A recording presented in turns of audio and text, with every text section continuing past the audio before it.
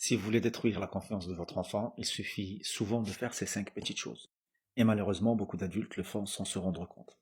Le comparer aux autres, dire souvent regarde ton frère, regarde quelqu'un d'autre, et petit à petit, il se rend compte qu'il n'est jamais assez bien. Se moquer de ses émotions, c'est rien, ne pleure pas, c'est pas grand-chose, oh tu nous casses la tête, toutes les phrases qu'on sait dire parfaitement. Et petit à petit aussi, il apprend que ses émotions dérangent.